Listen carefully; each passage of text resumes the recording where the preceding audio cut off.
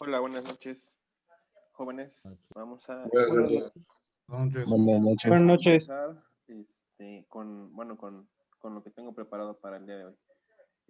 Quisiera comentarles que debido a las planeaciones que tenemos que hacer con respecto a la dosificación de los temas que se enseñan, no me va a dar tiempo de estudiar con ustedes A ver, bájale, Cintia. Lo que les había comentado sobre aceleración en mecanismos.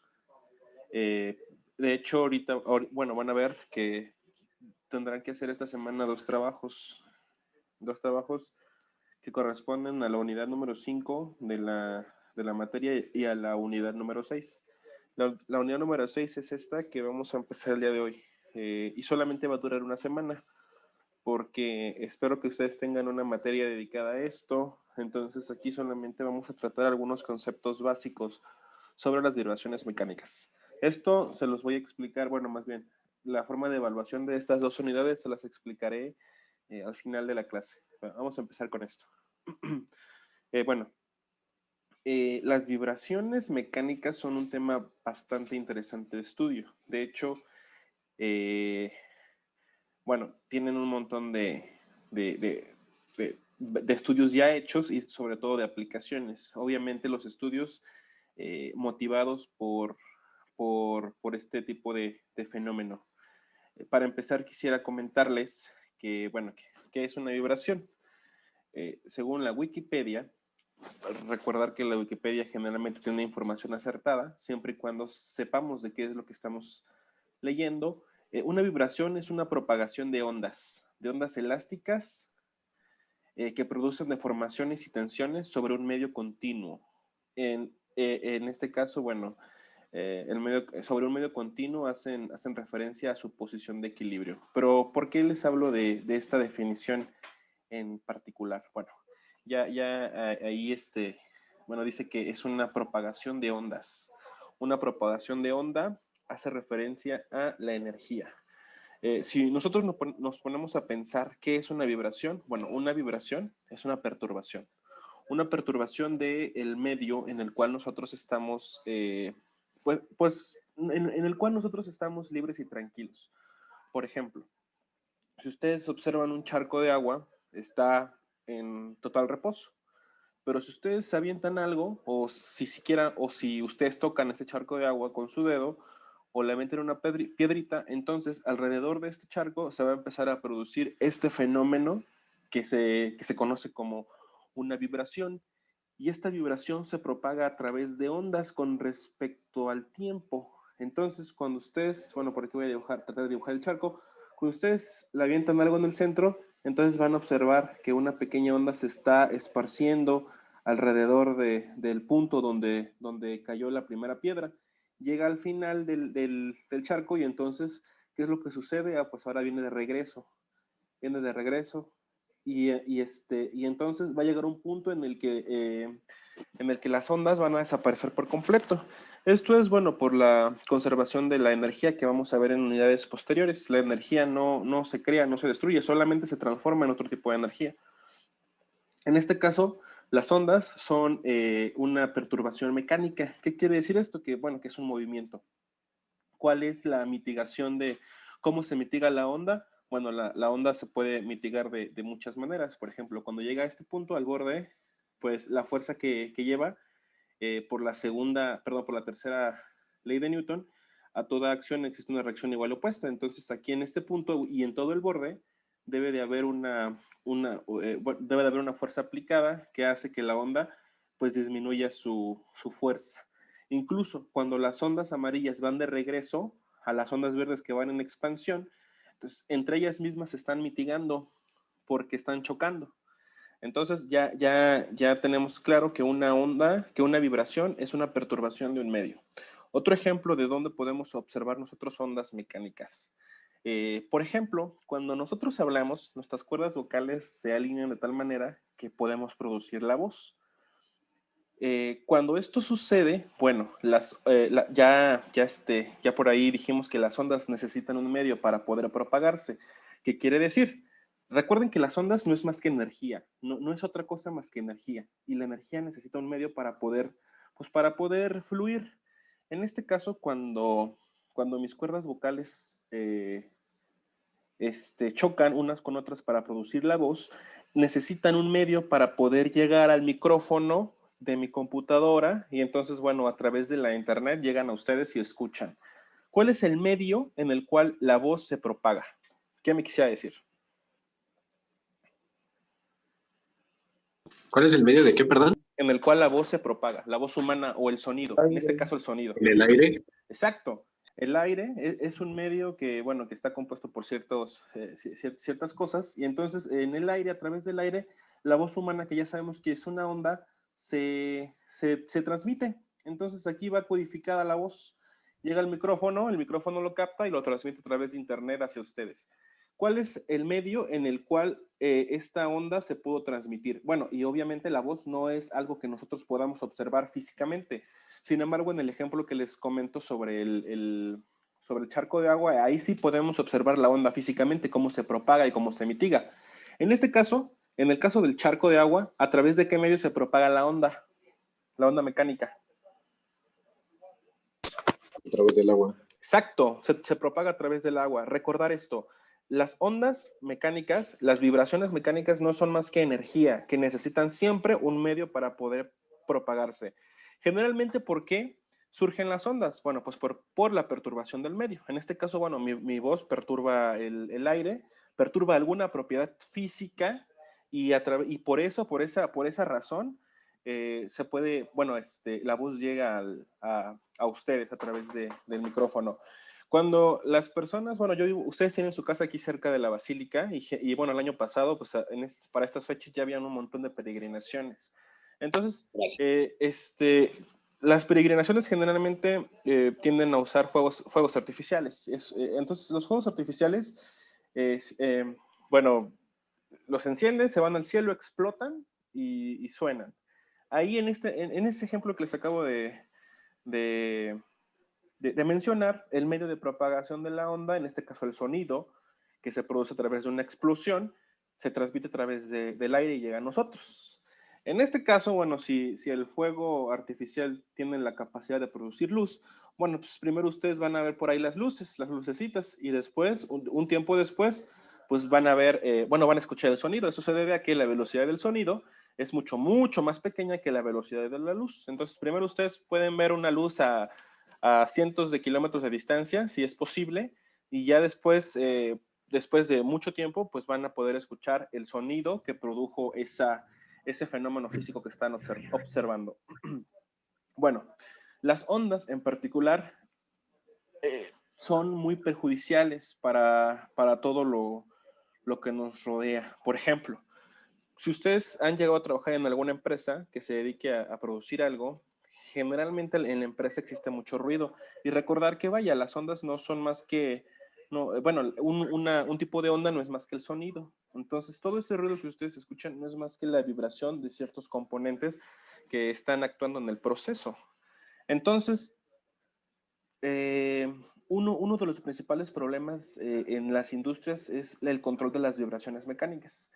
Y bueno, para esto se han estudiado y se han trabajado y han creado muchos tipos de elementos que pueden servir para controlar, o si no para controlar, para poder mitigar las vibraciones mecánicas, es decir, para tenerlas en un cierto rango, porque las ondas son perjudiciales generalmente para la salud. El ruido generado por alguna turbina puede dejarte sordo.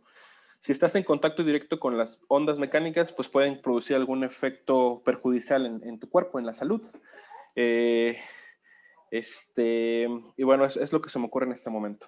Y vamos a empezar con los tipos de onda, bueno, los elementos que se utilizan para el estudio de las ondas mecánicas. En este caso, ustedes saben que nosotros vamos a estudiar todo de manera muy analítica, muy analítica. Entonces, Para estudiar las ondas, bueno, en particular, las ondas mecánicas se pueden modelar a través de dos tipos de procesos, de dos grandes procesos. Los primeros procesos son los procesos mecánicos y después tenemos los procesos eléctricos. Al recordar que la electricidad que llega a ustedes a través de Comisión Federal, bueno, es una onda senoidal. La electricidad es una onda, entonces pues nosotros podemos estudiarla a partir de las propiedades de las ondas. Dentro de los sistemas mecánicos existen tres tipos de elementos que son de bastante utilidad para el estudio. Para el estudio de las ondas a través del tiempo. El primer elemento es este que está por aquí. ¿Alguien lo conoce? El símbolo. ¿Resistencia? No, la resistencia. Un resorte. La resistencia es en la parte eléctrica. Aquí sí es resistencia. La resistencia es en la parte eléctrica. Pero en los elementos mecánicos, como dijo, creo que Samuel es un resorte.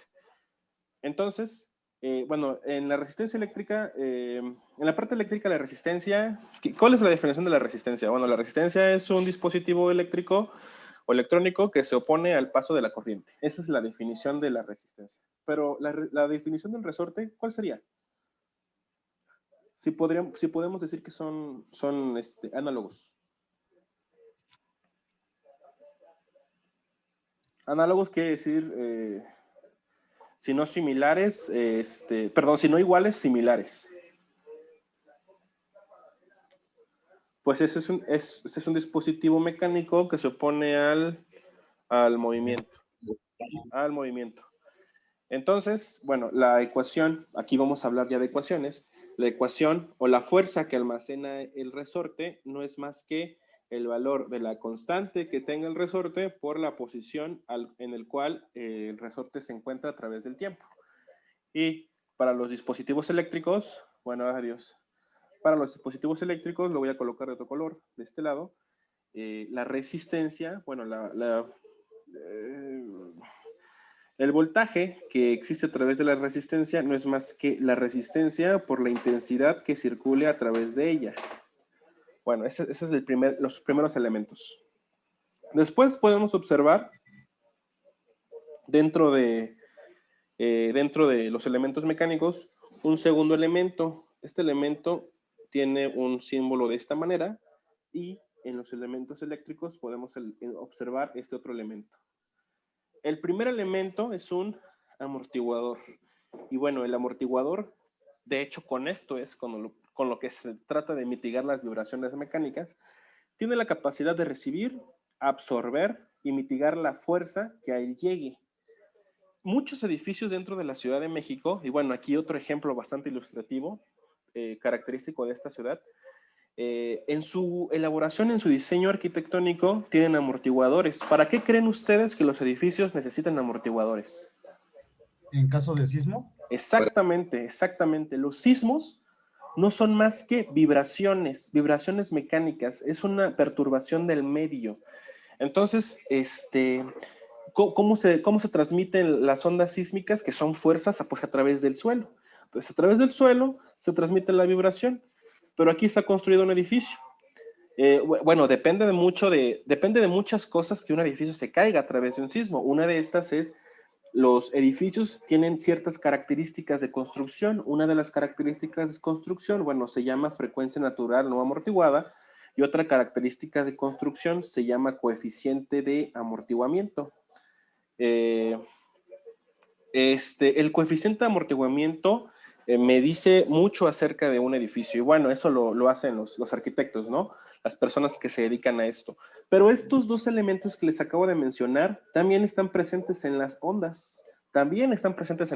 Entonces, para que un edificio se pueda caer, se pueda derrumbar en un sismo, el coeficiente de amortiguamiento de la onda sísmica debe de ser igual o muy similar al coeficiente de amortiguamiento del edificio. ¿Y por qué se caería? Bueno, pues porque como el coeficiente de amortiguamiento de la onda es exactamente igual a esto, y como esto está vibrando, pues hace que esta cosa vibre lo suficientemente fuerte para que esto pues se derrumbe. Eso es lo que pasa en un sismo. Entonces, para evitar esto, justamente, bueno, se crean estas cosas o se colocan estos grandes amortiguadores para que las vibraciones, bueno, las reciban los amortiguadores, las absorban y aparte las mitiguen. ¿Y hacia dónde las van a mitigar? Pues hacia el suelo mismo. Entonces, la ecuación diferencial que modela al amortiguador no es más que la fuerza en el amortiguador, que vamos a ponerle B. B es la constante del amortiguador. No va a ser otra cosa que, bueno, la constante del amortiguador por la velocidad. Recordar que la derivada de la posición sabemos que es la velocidad. Y por acá tenemos el inductor en contraparte del elemento eléctrico. Bueno, el inductor es un dispositivo electrónico que tiene la capacidad de almacenar energía y disiparla en forma de ondas magnéticas. Entonces, la ecuación diferencial de esto, del inductor, no es más que el voltaje que está en el inductor, que bueno, la constante del inductor es una L, no es más que, bueno, la L por la derivada de la intensidad con respecto al tiempo. Ahí tenemos ya las segundas dos ecuaciones. Y la tercera característica de los elementos que se utilizan para analizar ondas, para los elementos mecánicos, no es más que este bloquecito que hace referencia a la masa. Y finalmente, para los circuitos eléctricos, bueno, los tres principales son estos. Y este es una capacitancia, es un capacitor. Pero eléctricos hay un montón, o sea, hay bastantes dispositivos que se pueden analizar. Son los tres principales que ustedes deben de conocer y por acá los tres principales elementos mecánicos. Para la ecuación diferencial de la masa, y bueno, la masa se representa de esta manera en particular, pero bueno, esto representa, o sea, este símbolo que ustedes ven aquí puede representar, por ejemplo, un edificio. Voy a hacer un dibujito por acá abajo, regresando a nuestros problemas sísmicos dentro de la Ciudad de México. Por ejemplo, nosotros por acá tenemos un edificio que está a tierra, que está construido sobre tierra. Tiene una puerta y bueno, a lo mejor tiene una ventana. Esto, en general, sabemos que, bueno, un buen arquitecto lo diseñó y tiene, bueno, amortiguadores y también tiene resortes para poder sobrevivir a los sismos dentro de la Ciudad de México. Entonces, esto se puede modelar de la siguiente manera. O sea, esto se puede trasladar a esto. Por ejemplo, tienen resortes y también tienen amortiguadores. Y todo eso está en función de una masa. Entonces, este dibujo que ustedes ven aquí no es más que un modelado real muy sencillo, obviamente, de lo que un edificio, de los componentes de un edificio. Un edificio obviamente debe tener una masa, toda la masa del edificio, toda va a ir ahí. Debe de haber resortes, que probablemente va a haber resortes en serie y en paralelo, pero nosotros podemos encontrar un resorte equivalente. Y también va a haber amortiguadores en serie y en paralelo, pero nosotros podemos encontrar un solo amortiguador equivalente, exactamente como hacían en la prepa, cuando estudiaban circuitos eléctricos, cuando encontraban resistencias equivalentes, exactamente se puede usar la misma teoría, obviamente con diferentes fórmulas, para encontrar resortes y amortiguadores resultantes. Entonces, esto que está por acá, les comentaba, no es más que un simple modelado físico de lo que representa un edificio. Entonces, y bueno, voy a enfatizar en esta parte. ¿Cuál es la ecuación diferencial que sirve para modelar la masa? Bueno, aquí nosotros ya vamos a tener en cuenta que para modelar sistemas mecánicos nosotros necesitamos, bueno, las leyes de Newton. Existen muchas formas de modelar, pero la más sencilla es a través de las leyes de Newton. La segunda ley de Newton, que la vamos a estudiar en la siguiente unidad un poco más a detalle, nos dice que la suma de fuerzas que están aplicadas en un sistema, en este caso las fuerzas que se aplican en un sistema es el resorte y el amortiguador, debe de ser igual a la masa por la aceleración del sistema. Entonces, aquí me están diciendo que, bueno, la masa, por efecto de la gravedad, empuja hacia el centro su vector, ¿no? Entonces, estos dos tratan de sostener a la masa. Entonces, en principio, este sistema, en este punto en particular, está en equilibrio. Pero, ¿qué sucede cuando hay un sismo? Bueno, cuando hay un sismo, esta cosa empieza a vibrar. Y esto que está por aquí, pues va a tratar de detener las vibraciones. Entonces, aquí ustedes pueden darse cuenta que la suma de fuerzas que están aplicadas, ¿cuáles son las fuerzas aplicadas? Bueno, la fuerza en el resorte más la fuerza en el amortiguador debe de ser igual a la masa por la aceleración del sistema. Y esta cosa que está aquí es un modelado matemático bastante simple, pero muy eficaz y vaya, sobre todo ocupado en el análisis de todas estas cosas que, bueno, que nos sirven para poder estudiar matemáticamente esta parte. Entonces, si nosotros sabemos que la masa está ligada a nuestras ecuaciones a través de la aceleración, pues, ¿qué sabemos de la aceleración? Sabemos que la aceleración, la fuerza que existe en la masa, no es más que la masa por la aceleración. Pero sabemos que la aceleración no es más que la segunda derivada de la posición. Entonces, por aquí yo puedo colocar segunda derivada. Y bueno, de esta forma podemos modelar súper fácil y súper rápido un sistema mecánico como este en particular. Y nada más para completar aquí, voy a borrar aquí para que quepa. El voltaje que existe en un capacitor no es más que el inverso de la capacitancia por la integral de 0 a t de la intensidad. Entonces, estas son las tres ecuaciones diferenciales que definen a los componentes tanto mecánicos como eléctricos. Esto que están por acá, ustedes seguramente van a llevar una materia que se llama control. Esto lo van a utilizar demasiado ahí en control. Entonces, bueno, para que lo conozcan y cuando lleguen a ese momento sepan de lo que les están hablando. También en circuitos eléctricos van a estudiar esto que está por acá. ¿Nosotros en qué nos vamos a centrar? Bueno, nos vamos a centrar en sistemas mecánicos, porque va a llegar un momento donde ustedes van a estudiar estos otros tres elementos eléctricos y los van a estudiar bastante. Bueno, entonces ya quedamos que un sistema en particular siempre debe de estar en el punto de equilibrio, es decir, esta masa está presionando y está en un punto de equilibrio. Pero cuando hay un sismo, bueno, entonces esto empieza a vibrar. Entonces, pues ya podemos hablar nosotros acerca de las características de las ondas. ¿Qué es una onda? Bueno, ya quedamos que una onda es una propagación de energía, no de masa, se propaga la energía. ¿Qué es lo que hace la masa? La masa nada más se va. ¿Qué hace la masa? La masa lo único que va a hacer es que va a vibrar. Y esto esto está vibrando por la propagación de la onda. Y bueno, es una propagación de energía en el espacio debido a una perturbación. Recordar que siempre las ondas mecánicas se producen debido a perturbaciones de algunas de sus propiedades físicas. ¿Cómo qué propiedades físicas pueden perturbarse? Bueno, densidad, presión, campo eléctrico, campo magnético, por mencionar algunas, por ejemplo. Entonces, este fenómeno puede darse en un espacio vacío o en uno que contenga materia. Por ejemplo, el aire, el agua y la tierra, que son justamente los tres ejemplos que hace un momento les mencioné. El aire, la perturbación del medio, en este caso la voz. El agua, la perturbación del medio, por ejemplo, cuando ustedes se avientan una piedra, un charco. O la tierra, la perturbación del medio cuando existe un sismo, debido a las placas tectónicas que se tratan de acomodar. Entonces, las ondas mecánicas se producen como consecuencia de oscilaciones y vibraciones de la materia, pero bueno, entonces lo que se perturba realmente, pues es el medio que nosotros estamos tratando de estudiar. Aquí solamente me faltó hacer mención de algo, ahora me acuerdo.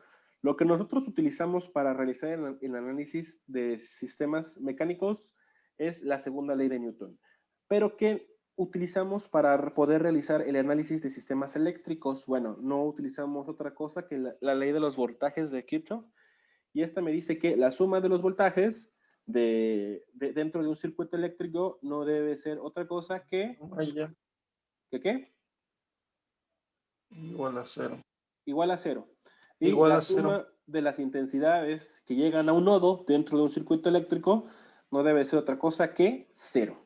Entonces, estas dos ecuaciones son las que se utilizan para analizar los sistemas eléctricos, y esta ecuación, la segunda ley de Newton, es la que se utiliza para analizar sistemas mecánicos.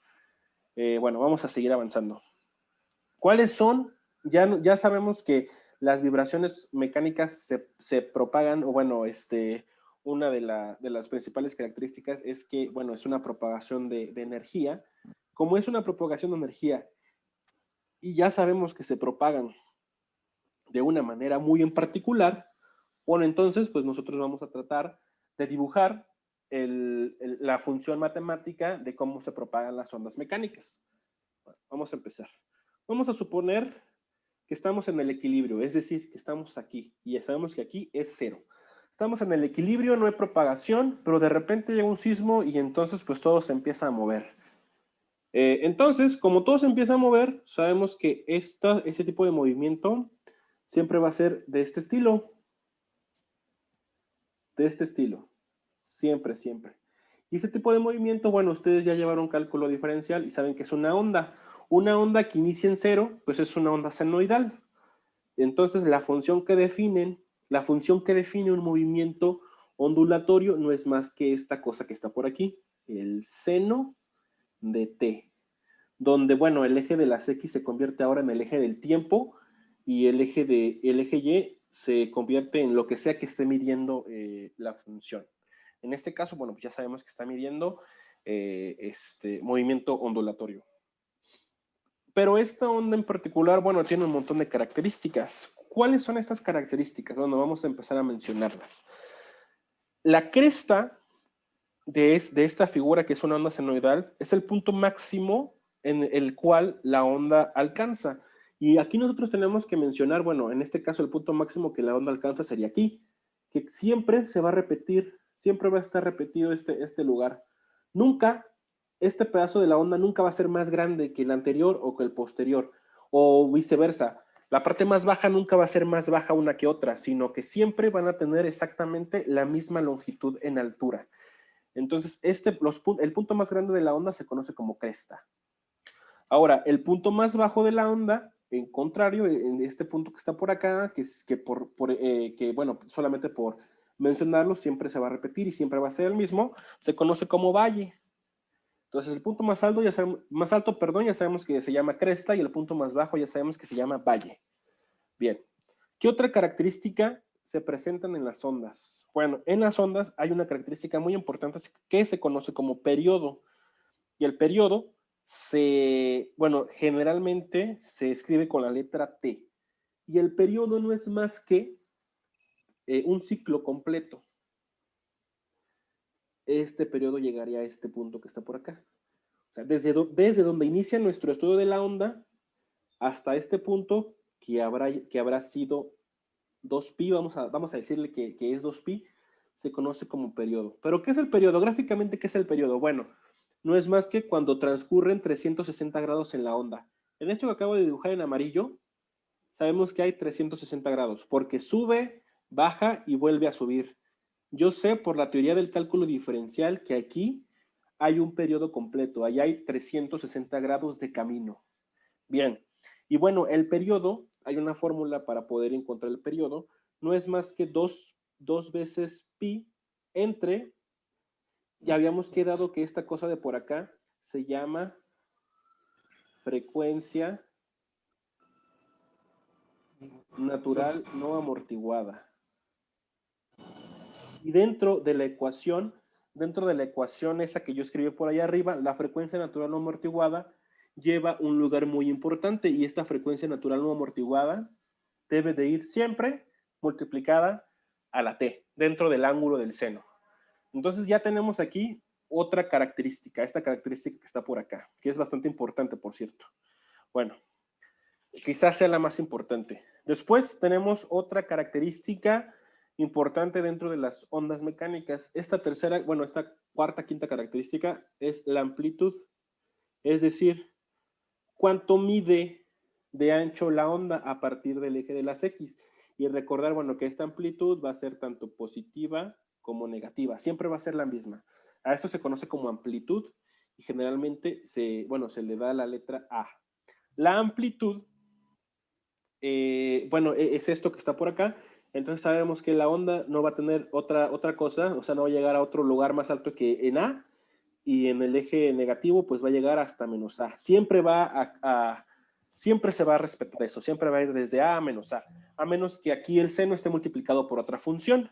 Y aquí esta cosa que acabo de escribir La A también lleva un punto importante dentro de mi función. Esta A es esto que está por acá. Entonces, yo ya construí mi función completa. La función y senoidal va a ir multiplicada por una amplitud, que ya sabemos que va a ser esto que está por acá, una frecuencia natural no amortiguada que me va a ayudar a saber cuál es el periodo de oscilación de mi onda. Y bueno, creo que esos serían los puntos más importantes de la onda senoidal. Y bueno, ¿qué otra cosa o qué otro comentario podríamos hacer aquí? Bueno, aquí como es la mitad del periodo de oscilación, si el periodo completo es de 2pi, ¿cuánto debería de haber por acá? Pues debería de haber pi. Eso es lo que debería de haber. Aquí en el punto más alto de la onda, pues sabemos que es pi sobre 2. Y en el punto más bajo de la onda, por acá, bueno, aquí sabemos que debería de ser 3pi sobre 2. Son como que los puntos más importantes de esta figura. Y bueno, en este caso, en la parte que está coloreada en amarilla, sabemos que es un periodo de oscilación, pero nosotros podríamos pintar otro periodo de oscilación que sería este.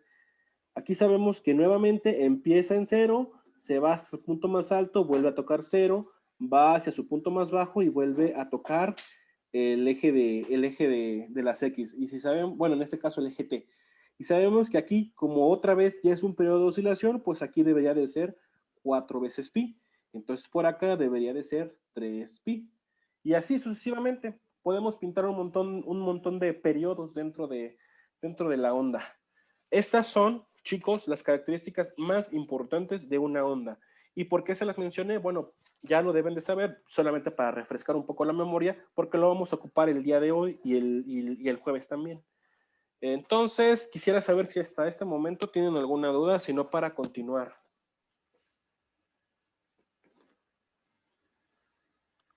¿Nada? Bueno, bien. Cabe mencionar que, que el seno no es la única función periódica ondulatoria que nosotros deberíamos de conocer. Existe otra. ¿Cuál es la otra función periódica? Que ya saben. Coseno. Ajá, exacto. Coseno. El coseno no es más que un seno desfasado. ¿Qué quiere decir desfasado? Bueno, pues que está movido, ¿no? Aquí lo que tienen que recordar y lo más importante es que la función seno, o sea, la primera que dibujamos, siempre, siempre, siempre, siempre va a iniciar en 0. Siempre. Esa es la característica del seno. Y por el contrario, la función coseno siempre va a iniciar en el valor de la amplitud. En este caso, bueno, acá tenemos A y por acá tenemos menos A. Lo que sea que tenga la amplitud, es ahí donde va a iniciar la función coseno. Y entonces, pues aquí fácilmente nosotros podemos decir que, bueno, si el coseno empieza aquí arriba, entonces, bueno, va a bajar, qué feo coseno, va a bajar, va a subir y va a volver a llegar a su punto más alto. Entonces vuelve a bajar, vuelve a subir y vuelve a llegar a su punto más alto. ¿Por qué hago énfasis en el punto más alto? Bueno, porque aquí, entonces ahora estos puntos más altos son los puntos o son las partes donde existe el periodo completo. Aquí sería 2pi. ¿Qué quiere decir? Que el valor de pi, o este valor que está por acá, en la mitad del periodo, pues ahora va a hacer que el coseno sea negativo. Por aquí 3pi va a hacer que el coseno vuelva a ser negativo. 4pi va a alcanzar su punto más alto y así sucesivamente.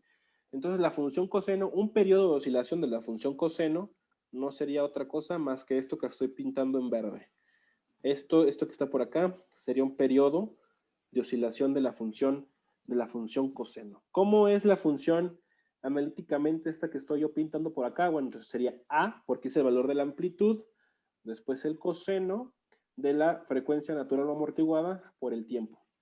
Esta que está aquí sería la ecuación que hace referencia o que corresponde a esta función que acabo de dibujar por ahí. Bueno, vamos a continuar porque pues hoy tengo una clase bastante larga. Ya acabamos con la primera parte que, bueno, fue una pequeña introducción, unos pequeños ejemplos y las características de las ondas. ¿Qué vamos a estudiar ahora? Bueno, vamos a estudiar algo que se conoce como movimiento armónico simple. Y el movimiento armónico simple, bueno, voy a bueno, aquí por acá tenía una figura, la voy a ocupar, esta que está por acá. El movimiento armónico simple se logra cuando tenemos una masa conectada a un resorte. ¿Por qué? Porque no hay amortiguamiento. Y entonces, si no hay amortiguamiento, ¿qué va a pasar con el sistema? Suponiendo que no existe el aire, que no hay fricción. Recuerden que el aire siempre en matemáticas se modela como una fricción. ¿Qué va a pasar si no hay fricción en mi sistema? ¿Qué va a pasar si yo esto lo muevo hacia abajo y después lo suelto? Pues va a ir hacia arriba y después va a volver a bajar y después va a volver a subir y después va a volver a bajar y luego va a volver a subir y así sucesivamente. Y como no hay pérdida de energía porque no hay fricción, este comportamiento oscilatorio pues va a continuar hasta el infinito. Es lo que va a pasar, es lo que pasaría. Este movimiento en particular se conoce como movimiento armónico simple, o bueno, en sus abreviaturas en español, como más. Esa es la característica principal del movimiento armónico simple.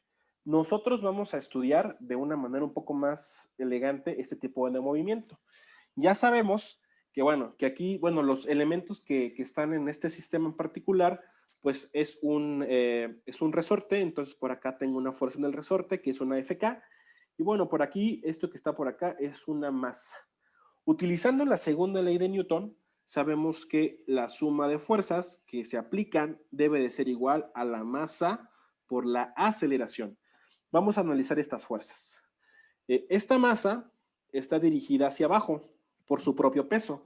Entonces, el vector de fuerza que la masa ejerce sobre sí misma debido a la gravedad está aplicada hacia abajo. Entonces, por la tercera ley de Newton, que es la ley de acciones y reacciones, este resorte debe de estar dirigido hacia arriba para que este sistema permanezca en equilibrio. Eso es lo que está pasando aquí. Entonces, nosotros vamos a establecer que para este análisis en particular, los vectores que van hacia abajo van a ser positivos. Es lo que vamos a establecer. Entonces, todos los vectores que van hacia arriba, pues deben de ser negativos, porque yo estoy diciendo que los movimientos positivos deben de ir hacia abajo. Y esto ustedes lo pueden hacer siempre en sus análisis.